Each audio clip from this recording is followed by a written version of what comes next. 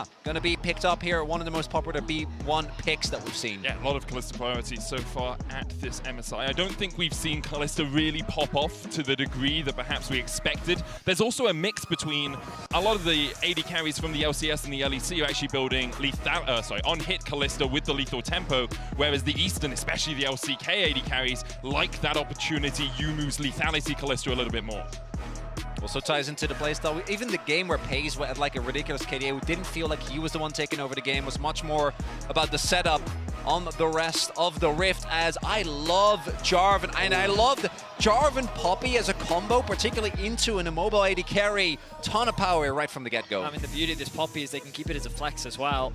PSG, we'll see how they respond. Will they lock in their support? I mean, Ksante's now going to move much lower on the priority. We've seen from European teams specifically how effective Poppy can be into the Ksante, and you'll have to imagine that that's going to be shifted away from. Now, Maple, we know how confident he is on the Azir, on the Taliyah. He's going to lock that one in, Taliyah by Varus. When you would look at this draft from PSG, this is about as meta as you can get. Yeah. Power picks across the board, but G2, they've come in with a plan, and they're looking ready. Do like the combination of the Taliyah and Vi. No matter what, Taliyah really benefits from the point-and-click CC. And then additionally, Taliyah into Kalista is always going to feel great. Again, unless the Kalista opts into lethality, where it's not nearly as much as a problem, as you won't be hopping around. Obvious downside is that you are still playing into a Poppy. I think the Aurelion Sol should be another consideration for PSG. We haven't seen it a lot from Caps, but for those that don't know, Caps was an early adopter of the champion. One of his debut performances back in Challenger Series, before he even made it to the main stage of LEC, he secured a pentakill on the champion, on the old version of it. And since its changes, he has been an early adopter of it here in the LEC. We've seen how effective it can be in the hands of certain players at this tournament. And I feel like PSG should consider respecting it as G2 take the Rumble off the board. We know that Azhi, very proficient Rumble player. Even in the lane swaps, it was he who found advantages still and a way to impact the map, even though he was at massive deficits. And support Rumble's still a possibility as well, although I do prefer Woody on engage. I think that is where a lot of PSG's impetus comes in the mid-game. You already have the Vi, you have the point-and-click CC from the Cease and Desist into Chain of Corruption to Seismic Shove, so maybe you don't need as much CC here for PSG. They'll get rid of the LeBlanc, which opens up G2, as Vedi said, to that Aurelion Sol, which pairs up very nicely with the Cataclysm. One of the things PSG could look towards is the Renata, a pick that we have already seen Woody play, and I think Renata into these type of short-range compositions could get a ton of value. Obvious downside is that you picking up, there you go, G2 drawing the same conclusion, because can pick up a blind top laner here if they wanted to, and then save that counter pick for support for R5. Nautilus, though, it's exactly what you were saying earlier, Medic. It provides additional lockdown. Double point and click is always going to be very strong into champions like the Kalista, and Nautilus just always feels like a very consistent support pick. Champion we've seen consistently banned. PSG are just getting power picks across the boards. I feel like PSG should be very happy with the direction they're going. They're taking their time, thinking about what they want to do moving into their final pick. Azhi going to be getting that counter. How will he round things out as G2 will cement whether this Poppy is likely to go top or if it's staying in support? Yeah, if I'm PSG, I'm probably a little bit worried about a Braum here. Braum good into Nautilus in the lane, good against the Vi as well, because as she jumped onto the backline, the Braum just dashes in front and puts up the Unbreakable, making it a lot harder for the follow-up to come from the rest of the team. Instead, the Poppy is going to go to support. Zach in the top lane for Broken Blade. He had a couple of exceptional performances on it against T1, so just giving a bit of comfort to BB in the top lane, who, in my opinion, has been the best performer for G2 so far at MSI. It's definitely been one of the strongest performers, that's for sure. Tristana going to be the lock-in for Caps to round things out.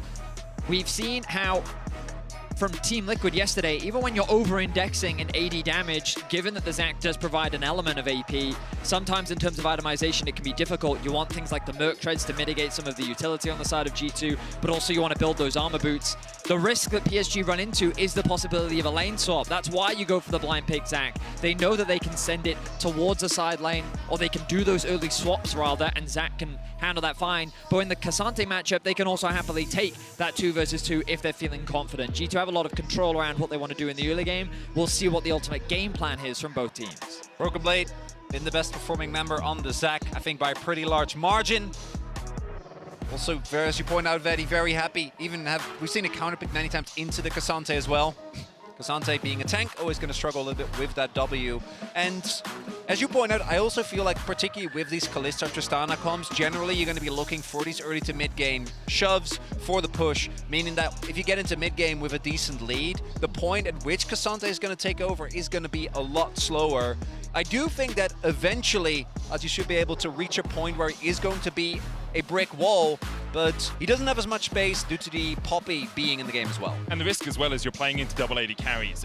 Even if you go lethality on the Kalista, if you have a Kraken Slayer on that Tristana into something like a Lord Dominic's Regards, you will be able to work your way through that frontline tank line a bit easier than if it was a burst mage who can't work their way through that Ksante as easily. PSG with a much more meta composition, much more standard, the big picks that we expect here. G2 once again throwing up a couple of curveballs, although I say this is relatively standard for them. I do wonder if we'll see them trying to split the map early like they did in the final game against T1, invading through that bot side and trying to get flashes out of the enemy bot lane. This series is going to be all about confidence. You have to realize that both of these teams pushed oppositions that were expected to be heavy favorites to their absolute limit, and they're going to need to replicate that level of play today. Backs against the wall. Elimination for both PSG and G2. We jump into game one. And the weight of their regions on their shoulders. 30 seconds until minions G2 will be still feeling the hurt of losing to NRG last year at Worlds. A lot of expectations on their shoulders going into that tournament, and even more, I would say, going into this one for them, especially after their almost victory against T1. I mean, after people saw the G2, people saw the PSG BLG series and they were like, wow, PSG is scarier than we thought. Then the G2 T1 series happened, they were like, wow, G2 is scarier than we thought. And now you've got these two teams that exceeded expectations in many ways. And for one of their runs to be cut short is very bittersweet, given how they have performed at MSI. That's kind of MSI for you, though. When you invite the best teams from every region, some good players are going to get knocked out relatively early. I'm just happy we have double A-Lim. Yeah, true. So it's not just the one series, always leaves us with a bit of a sour taste. It doesn't look like we're going to be getting any lane swaps. Main thing of note for me, Hansama, I don't think too surprisingly, you already pointed out, Medic. Generally, the Western Kalistas prefer going for the lethal tempo, will be the case here as well. But Betty also going for the unhit Varus, which, given that we were kind of wondering to what extent are they going to be able to deal with the tanks on the opposite side, I think an interesting call. Also means that the Varus kind of changes in what he does, particularly in mid-game fights. On 1 and 2 spikes, does have a lot more power in the extended trades, but into the amount of burst that G2 have available and the guaranteed lockdown of a Jarvan, we'll see how Betty's able to play it, because he was, I think, one of the big standouts in the series against BLG. For sure. Excited to see Betty return to the Rift. Caps looking to get a nice trade down in the mid lane. Level 2 secured for Mickey and Hans. Nicely positioned there from Betty and Woody, not getting too close to any walls. They remember what happened to the T1 bot lane. They're going to show that respect towards Mickey, who, I mean, we think back to that series, Poppy was definitely his best champion of the series, by far. Bit of pressure. Halo plays this game, though, Betty. True, no Halo plays this time round. I think he's expecting more of a slightly less aggressive bot lane 2 versus 2. We keep our eyes on the junglers as well, both doing a clear towards bot side. G2 getting that early information for PSG. But also, notice the early vision invested from PSG in terms of their entrances to the bot side. They were concerned about G2 leveraging their early strength, and we all know about that creative Jarvan pathing, right? Where you can do red, EQ over the wall, maybe even invade on the enemy camp. PSG were concerned about that, and so they've tried to mitigate what pressure they can. But right now, it's Caps for pushing mids. Yike, let's see what he can do with this pressure that he has. Right, step up towards this blue. JunJia went Wolves into Gromp. Now starting the blue, has popped the Vault Breaker as well. Yike stepping in here, does have the smite, so does JunJia. And you can see the bot lane from G2, the first to react with that push.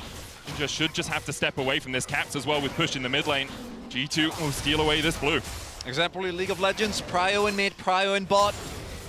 And a solid matchup in the 1v1 as well. Yike immediately makes use of that, picks up the blue buff. That's going to set JunJia a little bit behind. Look at pings right now for both teams. PSG realize they don't have control over the bot side, but Broken Blade with his push in top means that Yike was thinking about an invade, immediately gets pinged out though. Looks like he was spotted, and so he's decided, you know what, I'm not actually going to try and contest that top grab. I think Yike realized he was a little greedy. He was pushing a little bit farther than he should have, and instead we'll just be happy with the bot crab. I think there was a window there for JunJia to at least force a summoner though. If he forgo the crab and just run, because Broken Blade didn't get the question just yet as Betty. Flash heroic charge, but Mickey doesn't get the stun into the wall. Yike looking for the flank. Betty's popped the ghost, does still have his flash.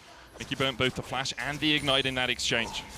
I mean, it's a nice play there from Betty. A little unlucky from Mickey. Not quite close enough to the wall to lock down Betty. If he had, Yike might have even flashed, EQ'd to try and find a kill for G2.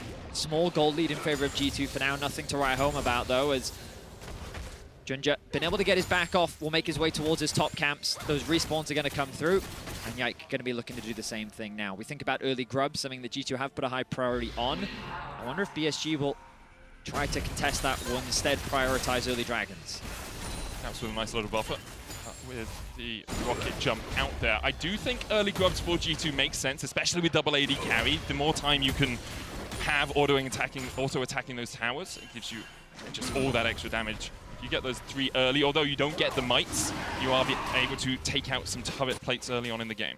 And obviously with the mites or the grubs, it's always going to feel a little bit less impactful than getting a herald, getting a dragon. But we have actually seen, I think, after the buffs that came through to the grubs, that they do feel a little bit more impactful, and that teams are more happy to contest them, as Broken Blade really wants that proc. He gets the proc, he gets the plate, and he walks away. No Barmy Cinder on him yet, so it doesn't tank.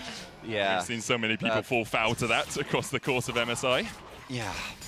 Again, worth keeping an eye on the pings on the minimap. G2 dropping a ping towards the Gromp.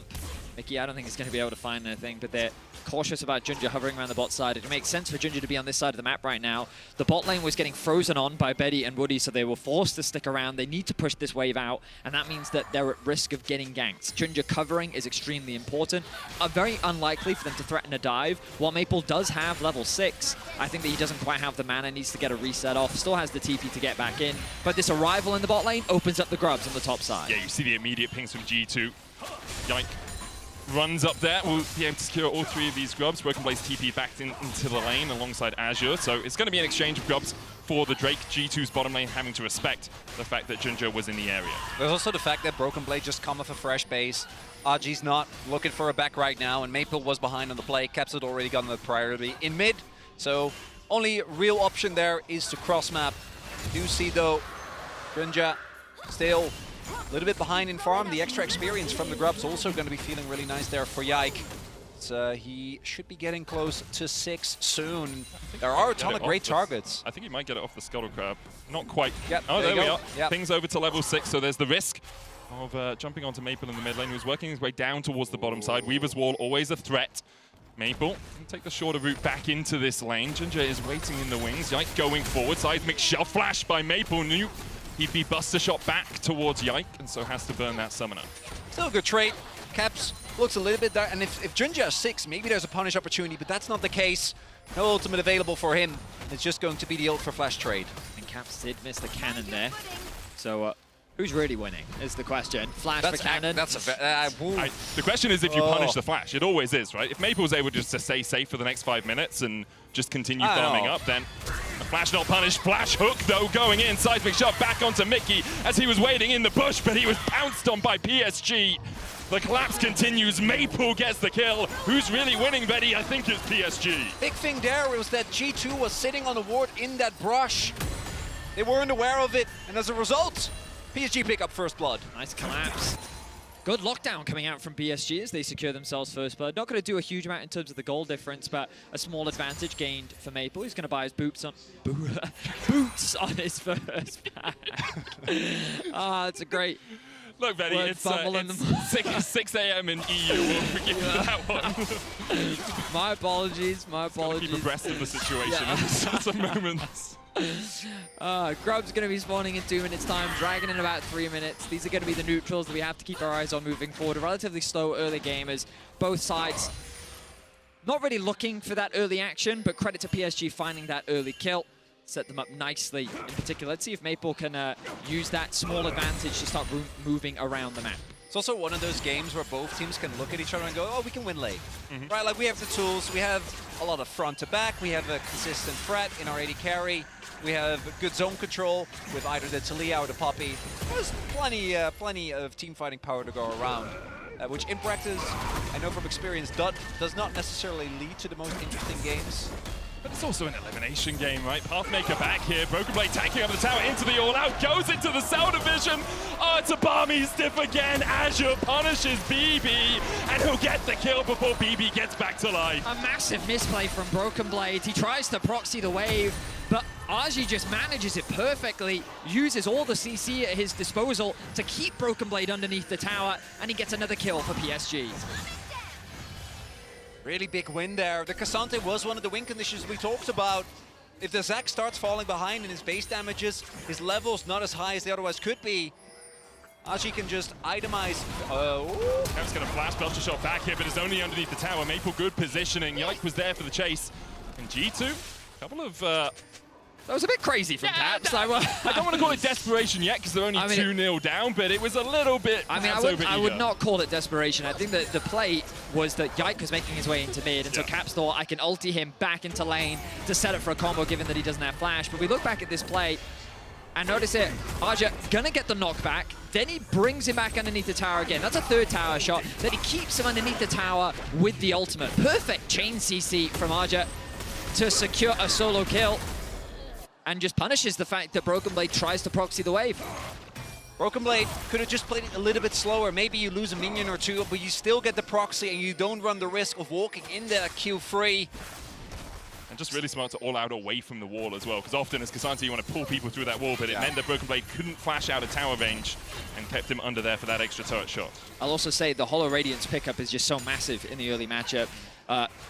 When you're playing against double AD carry, obviously he's going to start itemizing a lot more towards armor, but we'll see how things progress. That matchup's going to get a lot harder as now JunJia and the squad looking to contest. That gets the fourth grub for G2, and I think that's all G2 wanted, really. Betty's on his way as well. Betty is on his way across, and with Hans Summon not there, G2 wisely back away. If they take this fight, there'll be a numbers disadvantage. They realize that, so they get their fourth grub, and then they get the hell out of there. Talked about it a little bit earlier as well.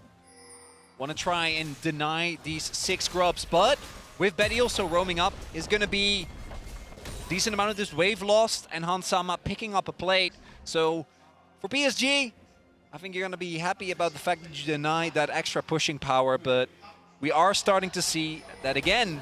G2 now, even despite the kills, relatively closer in terms of gold. I think though that until we're actually going to see an actual team fight, actual 4v4 or 5v5, we're going to have a really good idea of how this game is going to go. Because this game, to me, specifically, is just going down to who has better execution, who's able to keep their backline safe, who has the right call with engaging, because there are a lot of targets that I think are kind of bait. Poppy is a big one, but even things like the Ksante, I feel like at this point we should all know, but we've still seen teams try. That we have. I wonder if we'll see a fight around this next Drake. G2 will want to stop PSG from stacking up, but Maple with the push in mid. Caps on a reset, has a noon quiver. JunJia's going to start up the Dragon. TP's available for both the top laners. JunJia, I don't think he walked over Vision to get here, but Woody and Betty are definitely walking over Vision to step across. G2 definitely second to this. As Betty says, I think it's too late as well. Woody misses the hook. Yike goes in, can't land the smite, secured by JunJia. Mickey dodges away from the chain of corruption towards the bottom side, using the movement speed from the steadfast presence, and G2 will get out. Cloud Soul. Love it. Oh, you LCK cast. I love it. I think movement speed is a very powerful thing, don't get me wrong. But PSG playing this other game very well. Very calm, very collected. They're not falling prey to any of the early traps that G2 have been trying to set up. They've been very respectful, and they've been rewarded for it. Mickey now maybe in some danger. Weaver's wall going in. Mickey hooked up first. Face call will pull him out. Yike on his way, trying to get around to his AD carry and support to defend them. In the end, just the Weaver's wall used in exchange for the Fate's call. Not too crazy of a trade there, one way or another. Yike. Locked up for a second flash as the Vault Breaker needed to. If that had hit, the seismic shove would have followed. Caps has spent this time hammering down that mid lane. He's already taken 2 plates out of it with only 45 seconds remaining before those plates fall off. I don't think we'll see any more falling. Because of the continuous pressure in the lanes and towards the turrets from G2, they haven't fallen that far behind when it comes to the gold. Do mention, though, or rather, it's dead even. Do think, though, that the double Drake already, particularly when you're sitting in a team fight position, the luxury to just be like, hey, you don't have to go for a Drake fight, but if PSG find themselves in another situation like here, where they get first move on that third Drake, from that point on for G2, there's going to be a lot less freedom in the decision-making around whether you want to set up for Baron, whether you want to try and trade across the map. because you're kind of going to be forced to contest for that soul. And PSG were so good around those team fights in the PCS. Yeah. It's what really won them the region. So if G2 are forced into outnumbered fights where they're stepping into fog of war, PSG have every tool in their toolkit to punish them with this composition. Swapping up the lanes now for both sides. The bot lanes have been brought into mid. The Herald is up. Is likely to be the big point of contention. Han Summer, Blade of the Ruin King completed, same for Betty. Those first core items are being finished. Caps would love to get his as quickly as he can, but going for that Scepter, gonna delay it a little bit. I mean, Caps needs 6 minions for the Cull, does have the TP. I wonder if he'll just catch this wave and maybe have enough farm for it. TP in by Azure to stop Caps from being able to do that immediately. PSG now starting up the Rift Herald, and Broken Blade G2's trying to get positioning. level 11 in the bot lane. He does have TP, but it looks like they're not going to bother trying to fight this. It's too risky. Overstacking of PSG and their members, and I think they're in a good position to threaten the dive. G2 trying to react. Woody going in with a Hex Splash. There's the TP all out under the towers. Azure tanks it up. Dash away from the seismic shove. Elastic slingshot in by Broken Blade. Gets hooked. Mickey flashes across the wall, and Han Summer starts to put the damage down onto JunJia. Let's bounce on the back line as Azure falls low, as does Woody. Cataclysm for the follow-up. Cease and desist going in as Han Summer is isolated from the rest of G2. Betty was yeeted away, but 2 kills so far over to G2. Only 1 in response by PSG. The dash back in. Mickey goes forward. JunJia falling low, but Betty is raining down arrow after arrow on top of them. Double knock-up. Yike falls. JunJia and Betty, Caps dancing on them. Betty goes into the fog of war though. JunJia able to escape for the moment. Betty tries to trade, can't get it. Caps with a double. JunJia's going to dash across this wall, but the blast going from Caps. Will JunJia get away? He has the enhanced recall. Caps jumps in and down goes JunJia. And PSG around the objective. It looked all right, but that dive, G2 was so ready for it. Knew it was coming. And the response is immaculate. It starts with Caps buffer and ends with PSG taking a really rough trade. Caps playing that very well, very patiently. I'm wondering at what point is he going to use the rocket jump. He waits for the knockback here. Now he's able to create space, buys enough time for the TP to come in. But look at Mickey on the right-hand side of your screen. Locks up JunJia, makes the fight on 2 fronts. On the top side, G2 is hard winning with their chain CC and the damage that they have. But Betty and JunJia are doing serious work. Really well played from Mickey to try and get Betty out of the fight, but JunJia has the damage. Now they think 3 versus 4, we can actually turn this around, and Betty proving exactly again what he did against BLG. His positioning and his damage output was fantastic, but the knock-up still comes through from Yike. The damage from Caps is too much, and G2, they end up getting an ace as PSG still find 3. And it's Caps that knocks it down, but it's Broken Blade and Yike. The amount of bouncy castling that was happening to all the members of PSG, continuous flag and drags, Broken Blade with the flash order there towards the start of the fight to set it all up. Mickey stepping forward, puts the steadfast presence down. Yike across the wall, a possibility, but with the depth charge, Mickey's just locked up, doesn't get an opportunity to move, and Mickey caught out by PSG. Massive with the dragon spawning in 15 seconds. PSG have put themselves in a great spot. Weaver's wall. And somewhere on the wrong side of it. Yike trying to join up. Caps in the top lane, does have the TP. Broken Blade's pushing out bot. Rift Herald's going to charge in. That will be the mid-tier 1 falling. PSG take it. The Drake next on the menu for them would be their 3rd of the game. Azhi is top though, and he doesn't have TP, whereas Caps does. But PSG still going to go for this. Mickey's back up. Caps seen by PSG. They know he's in the top lane. Now he goes out of vision. Can TP. You can see Azure trying to chase him out, making sure he can't TP away, which means that PSG, when they can't catch out Caps, when they can't stop those reinforcements arriving, have to back away from the Drake. TP is almost up for Azhi though, so PSG can play it slow and try to look for the retake. I mean, I think the problem for PSG is they've already used their tempo to take that mid tower. They've invested a lot. Remember that Maple also used his ultimate to try and catch Han Summer off. But PSG, they still want to fight. First one going in, Fate's call out. Yike flashes forward into the Plasma, into the Blast Cone as PSG scatter to the winds. Caps trying to join up, TP behind as Yike is low. They engage with the Bolt Breaker, followed up by JunJia. Stretching strike, pulls in 2. Yike able to escape, but Azure's now on the back line, and Caps is separated from his team. Azure dancing in.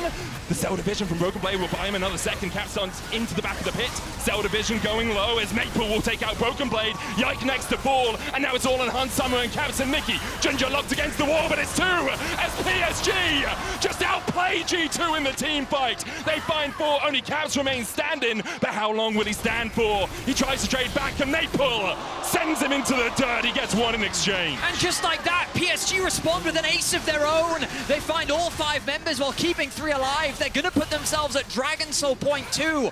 PSG with incredible team fighting once again. Big thing there is that on one end you have a core that's actually pretty good at dealing with a tank, whereas on the other end you have Azhi creating so much space. This blast cone, incredible. JunJia denies Broken Blade the entry, the Cataclysm doesn't do anything, and here the fight starts splitting up. Because of the amount of tank shredding that's available on this Varus, on the Vi as well, they deal with Broken Blade relatively easily. Azhi though, he's not threatened at all. Caps tried to join the top half of the fight, wasn't actually able to, and at this point, PSG have a numbers advantage, able to close it out and set up for that soul point that we were talking about earlier.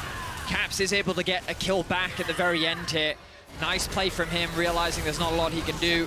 Auto attack combined with the ultimate to get a trade onto Maple, but still, the gold largely remains even, but you're getting to see the impact that Betty can have in these fights. Aja caught off on a side lane. PSG might set up around the Baron for this. Azhi will fall. Broken Blade does still have the TP, as does Cap, so PSG realize all you can get really is vision because you know you're overloading this side of the map. They're trying to delay Azhi here so that they have better tempo on the resets. If they can delay him for long enough, maybe they can set up around the Baron themselves. Caps will take him in the end. Might actually just be a tier 2 push in the bot lane, but with the minion wave cleared out, it's a bit harder for G2 to do that. That's the first TP, there's the second. G2 are going for Baron. You highlighted it perfectly, Medic. They wanted to delay the respawn of Aja as much as humanly possible. Now the double TP invested, they're going to push the mid wave in, and they're going to force PSG into a 4v5. Weaver's Wall available, Chain of Corruption, Flash for Betty. He is having the tournament of his life for this PSG lineup. Against BLG, he was so consistently the carry. We saw the team damage in the last fight as well. Baron down to 6,000. JunJia trying to get in, has the flash, has the smite. Keep his verdict blocked as he dives onto the backline. JunJia's off towards the side, he flashes in. The Baron down to 600, and JunJia gets it! G2 unable to secure the objective, and will they be able to win the fight? Can PSG continue to advance? G2 already lost one. The Weaver's Wall on the backline will take out Caps as well, and now it's all on Hans Summer to do everything he can. Maple flashing forward. Hans Summer, can you dance around Maple well enough? Broken Blade will have the elastic slingshot. He'll jump in. It's a triple for Maple so far, holding the elastic slingshot, and G2 will back away as he's rejoined the fight. Broken Blade force away. Hans Summer has to flash, and in the end, it's a Baron for PSG in a 3-for-3 fight. It's kind of a Hail Mary that G2 is able to win, even though Maple is able to take out Caps. On the flip side, they're able to take down some of the members, but they lost the Baron. It's PSG that picks it up. 4 members still alive. I think G2 could have also gone for the push on mid or try and force some cooldowns, leave it at that, but the Baron actually ends up going to PSG, meaning that they're the one that take or that end up with the advantage. We need to keep our eyes on Mickey in the replay because he's going to be the factor that's supposed to try and keep JunJia out of the pit. You can see him channeling the ultimate, only connects onto the Nautilus, who still finds a way in. JunJia then goes over the wall to avoid the Keeper's verdict. And then the smite comes through, an early smite from Yike is punished by JunJia, and then immediately they turn their attention on the Caps. Good positioning from Betty as Mickey tries to do everything that he can to keep him out of the fight. Maple finds his way onto Caps to shut him down, but a nice ulti from Yike turns the fight back in the favor of G2. Ends up being in a 4 versus 5. A favorable fight for G2, but the Baron's still in favor of PSG. And Drake up in 90 seconds time, it would be sold for PSG. 9-2 now for Maple, 2.5 items complete. He is absolutely ripping through this G2 lineup, especially with the Leandries, to get his way through those tanks. One upside here for G2 is that there's not a lot of Baron buffs left because of the way the fight played out. I don't think Azhi actually got it because he was still dead when the Baron fell, meaning that I'm pretty sure it's only Maple that is sitting on it right now. So you can't really rely on the side lane pressure the way that you normally can with the Baron, but it's still going to allow you to get a great tempo back in here.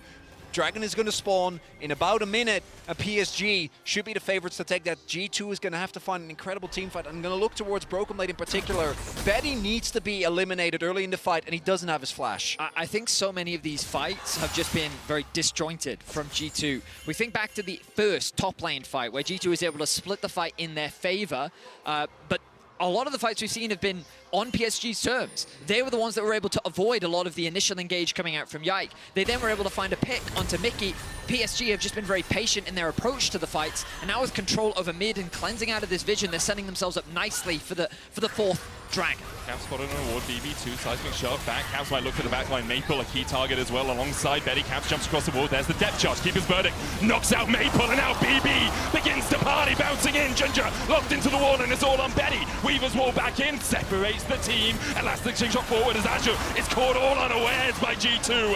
They find 3, they're looking for more. As Caps dives in, he wants to make it 4. This Seraph's enough to keep Maple alive for a second, but there's the 4th. Only Betty survives, and Caps is having none of that. Knock back, boom, boom, boom. It's 5-0. And a clean ace out of seemingly nowhere. PSG, they get the Baron, they get a good setup, but they overstep in the enemy jungle.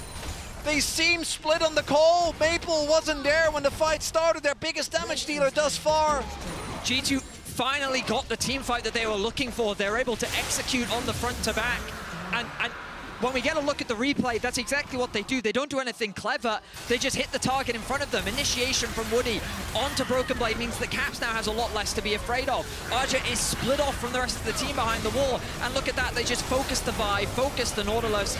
Maple gets knocked away by Mickey, once again having a fantastic performance on the Poppy. And Caps and Hans are left completely untouched to allow for the chase down of PSG. The use of the seismic shove, the unraveled earth early by Maple, only onto Broken Blade, meant that G2 just had so much freedom to jump forward and jump forward and jump forward. Mickey knocking Maple out of the fight as well. And as much as, you know, we talk about Jinx as a reset champion, Viego a reset champion, Tristana's the quintessential reset champion. You get those kills, you jump forward, and Caps doing 8K in that last fight. And Mickey, I think this Poppy game has been a bit more up and down, but that ultimate might be the difference maker, right? The fact that Maple isn't actually able, was sitting at that point at 9-2, and so good as well as one of the only members in the team is actually shredding tanks. And you saw the front line from G2, they just didn't take any damage because the Leandris and Crypt Bloom, Taliyah wasn't there. Really importantly for PSG, though, it is only one Drake. We talked about how vital it can be to get onto Soul Point early. The Baron's up in 55 seconds. All their vision is set up around the Baron side. It's a roller coaster of not only gold, but emotions, I think, for a lot of people during this game. As we see G2 investing in bot side vision, they'll likely reset and then play up towards the top side to take control of that Baron pit once again. It's a really interesting dynamic where it feels like a lot of the fights are being determined by the impact of the mid laners. The problem for Maple now is Caps is about to hit level 16. He is well and truly online, and in a battle of who can take out the enemy front line, I feel like that it's just slightly favored for Caps right now. Maple, though, still a huge threat. 9 kills, 3 items completed. He can't afford to be underestimated. And what we've seen is, as Chronicle was saying, this game is largely about execution of the team fights. Whoever can get that better start will ultimately be able to clean up. And so even though G2 find themselves with the gold lead for now, I wouldn't rest on your laurels because PSG, they're poised to find a good fight. And if they can, this game can quickly turn once again. Then the PSG versus BLG series. BLG, they took some liberties with some of the engages, but PSG was just sitting there patiently waiting. Was also with Azhi on the Ksante, trying to look for the comeback team. If you're in a teamfight composition, you're sitting on Soul Point, and you're like, what, like 3K gold behind at 27 minutes? In the grand scheme of things, I don't think PSG is going to be too worried, but we do need to see them. I think the biggest changes in a lot of the fights have been, does Mickey knock away a couple of key targets? And in the last one, he was successful. In the Baron fight, wasn't able to. And that is going to be, I think, one of the big difference makers as we get here. And towards the Baron, I feel like either team can use Baron as a tool. Actually flipping it after the last play, I would shy away from. Unless you're PSG, just take it, you know? JunJia can just jump across the wall and secure it. For G2, it looks like they're going to split the map a little bit. Caps is pushing in the bot lane. My expectation is here, G2 just want to start it and maybe get the TP out of Maple. Caps will continue to push in. They're just stepping. Who matches Caps in a side lane right now? Maple can clear the way, but if there's a couple of minions there, Caps has so much free time with it. JunJia's actually going towards the bottom side of the map, so the jungler not here. G2 won't be aware of that completely. Caps is backing. JunJia's looking for that, but Maple's walking away. Does have that Weaver's Wall. JunJia now in the mid lane, seen by G2, and they pull away from the Baron. Patience was crucial here for G2, but ultimately they walk away with the objective. JunJia being on the bot side of the map was a very dangerous position for PSG to find themselves in, but the good news is that he wasn't spotted. So G2, they back away from the Baron. They're happy enough with the tier 2. Caps, though, Bloodthirster now completed level 17. We think back to his game 1 versus T1, where he got the Tristana, a good early start, but then he started to falter in the side lane. This time, though, redeeming himself, finding good fights and good pressure on the side lane is very difficult for PSG to manage as the gold lead only grows for G2. Ornament is done now for Azhi. That's a big buy, but I would have loved a Frozen Heart. Feel like that item, especially into double AD carry comps, even after all the nerfs, still gets an insane amount of value. Look again at the map. We see Broken Blade this time, pushing in the top lane, keeping these waves up as PSG is forced to overgroup. They do have control over the mid, but they don't use it to gain access into the bot river. Dragon spawning soon, but there's very little vision control from PSG to actually set up for the objective. Meanwhile, that top wave is just bleeding into the tower. Yike just trying to trade here. Flash, step up presence, stop the boat breaker. Broken Blade coming in from the side as well. It's the 2 tanks. They G2 dive on, they all dodge the chain of corruption, and a great keeper's verdict will knock Woody out of the fight. Azure pulls Yike across the wall, but the chase continues as Caps begins to rain hell. A double for him. Stretching strike brings 2 in, and Caps is ready. Put him in the bouncy castle. It's a triple for Caps. He's gonna make it 4. A quadra. Can Caps cement himself on this series with a penta? He needs 1 more. Maple won't give it to him. Pentas are earned, not given, but G2 win the fight. And the Penta might be denied, but I don't think the Baron is going to be. As G2 again, this time Broken Blade on the flank. Started off again together with Yike, and JunJia even with the Sterix, not tanky enough. G2 just stopped overcomplicating the fight. In the early fights, they kept trying to threaten the back line, but in the last 2, they've just focused the front line. They've leveraged Poppy to knock a member out, create a numbers advantage, and look, this time the target is Vi. Not as tanky as the Ksante, but it doesn't matter. Maple isn't quite in position, and it just becomes a straight-up front-to-back fight. The Nautilus gets knocked away, the utility is gone, Betty can do very little, as G2 just mow down the front line. G2, though, looking for a catch in the sideline here already. Maple's down. JunJia trying to dance around it. Woody there as well. Azure going in. Hansama flashes away from the Pathmaker. Broken Blade on the back line. JunJia still down to half HP, but Caps is ready to join the party. Plays out the minion wave. PSG lost 1. Looks like they were the ones initiating the play to dive in. Elastic slingshot into the knockback. Woody able to buffer away with the Q, but Caps continues to chase, and all it takes is a couple of autos with a bomb on your head for Caps to take you out. Azure brings Broken Blade back. He has the cell division though, as Caps walks through the tower. It's another for Caps. He's legendary, not only in the LEC, but here on the MSI stage. G2 wipe PSG once again. They have the Nexus in their eyes, and they're looking to take game 1. All comes back to that fight at Dragon where G2, as we pointed out, had the realization, just hit the front line, hit whoever's available. We have enough damage, we can chew through them. And G2 take game number 1. Patience, the name of the game in that game. But also 0 hesitation from Caps. This is the regular season form that we know Caps for. He walks away with 14 kills to his name in game 1, just short of a penta. G2, a bit of a sketchy start. PSG proving why they are so scary and why they were able to push BLG. Betty, once again, alongside Maple, proving what they can do in these team fights. But once G2 shifted gears, they were able to come out on top. But it just goes to show how close this series really can be. Really can be. PSG showed us a lot of good things in that game. And you have to remember, against BLG, they did go behind as well, and then they were able to fight back in the best of 5, even though they weren't quite able to make it in the end. We're going to head it. Hello?